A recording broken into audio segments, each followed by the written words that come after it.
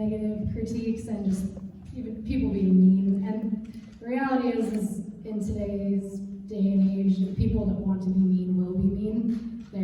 People just find a reason to be angry, and so I knew addressing it wasn't to change their minds, but really just explain why we did what we did, because I think people see elite athletes and assume it's that win at all costs mentality, and at the end of the day, it was absolutely the right thing for us in that moment. And yeah, I just wanted to give some insight and just give some insight into pole vault in general. I love the sport. I wanted to be out there more, and so if I could give that info to people, I was happy to do it. And Nina, in that moment, it seemed like the right thing to do, and the decision was made. You said, upon reflection too, looking forward, should that opportunity present itself maybe on a grander stage in, say, Paris, that maybe we would see another height and another jump.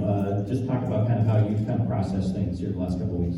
Yeah, it's funny I say that. I think I said that once, and the media just grabbed it and went with it. But that's what you do. yes, please be nice to me today. But I think in the context of my career, last year I came third, and maybe this year I didn't believe that I could be an outright winner, and I think that is just like I think it just shows like the development of my career in the context. But of course I want that outright gold, right? I think that's one of the reasons why we're athletes. So next year I think the context is very important, but yeah, I would love that outright gold. So Mondo, you just win, so I guess we're going to have ties. On the heels of Budapest, taking some good cracks at another world record and some good efforts in Zurich. Just kind of give us a sense of kind of where you feel you're at in the season, coming back to a stadium obviously where you basically might drop the end of the World Championships by sending everyone off with that world record.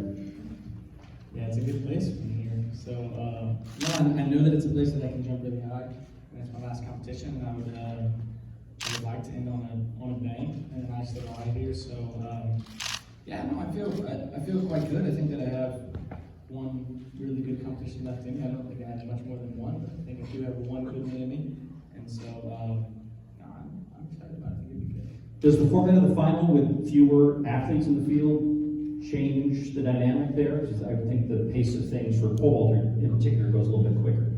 Yeah, well, I think the whole team it's super nice, and because it's a long day. It's a really long day out there, and especially if you're trying to attempt a world record height, you're out there for maybe, I don't know, probably when I started warming up, it might have been almost 5 hours from when I've taken my last jump. So yeah, it's nice if we can cut down the time, I guess, a little bit. I think I'll be just a little bit more fresh out there, and I think that's a really good thing, especially if you're trying to take a crack at something really high. So yeah, I personally like it. Katie, let's talk about just kind of the arc of this year, and even going back to last Nina about the same thing in the context of her bronze in Eugene last year. You were on that sort of honeymoon, sorry to use the pun, got married, won the Olympic title, you're just, things are just kind of clicking for you, but you've talked about the mental side of your preparation and it really being sort of a struggle to find motivation. Did that continue this year? Was it easier this year? Just kind of take us through that side of things.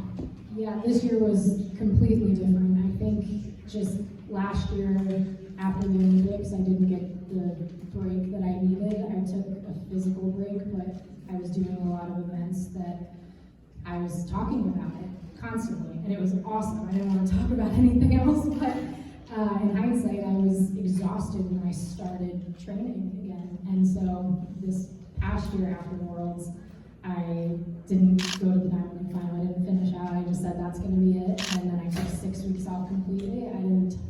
I did a couple things, but I didn't do anything, physically demanding. I didn't really do any events talking about it much, and just getting that time away really gave me the break that I needed. And then when I came in this year, I felt totally refreshed, very motivated from what I did at Worlds the year before, and yeah, it was a very fun year. And Nina, in the context of that podium finish last year, went on to win Commonwealth, just seemed like the momentum was there, Diamond League final. What did that performance here in Eugene mean as you look back now a year later? Are you a different vaulter as a result of that success back last summer? Yeah, I think it's such a weird thing having our biggest event in almost like the middle of the season, and we're not done. We have to keep vaulting, and that for me has been really interesting. But last year, and almost this year as well, once the major's done, you know, I've performed, and you know, in Zurich, I just went and had fun, and I jumped, you know, 491, and I broke my national record. So I think Katie and I will just try to have some fun out there tomorrow, and hopefully some big bars will happen. Wanda, one of my favorite moments in Budapest was actually thanks to your former LSU teammate, Shakira, who was in the house. We'll have her up here momentarily, but she was preparing for the 200. You were doing your vaulting, and she was trying to get your attention because she was excited to see an old teammate on NBC. Our show, we actually grabbed an old photo of you two when you were coming as freshmen to LSU with like what you want to be when you grow up. And now you both are world champions, and just that connection was a real authentic moment. Can you just talk about sort of that, you know her and you've known her arc, and yeah, you got to be reveling in her success just as much as your own. Yeah, I mean, I think it's a kind of a little bit of a surreal situation, especially because time's weird. Time's weird. Everything just goes so fast because it feels like it was just yesterday. We're teenagers and we're just kids and we're just freshmen in college and we're just doing freshman in college things and just kind of being stupid, you know. And we were always both. We had huge dreams, and we knew that we could be in the situation that we are today, but everything that happened the way that it has, and we actually are doing what we always manifested what we thought we could do. It's a lot different because sports is tough. Not everything works out the way that you think it's going to work out, and so for us to be here, both win world championships in the same year, and just feeling like it was yesterday, we were both in college together. It's pretty nice. Pretty darn cool. Yeah, it's pretty cool. All right, before I turn it over to a couple of questions from the crowd, we're going to ask each of the athletes, and you can choose whatever way you want to answer this, but obviously, as Wanda just said, end of the season.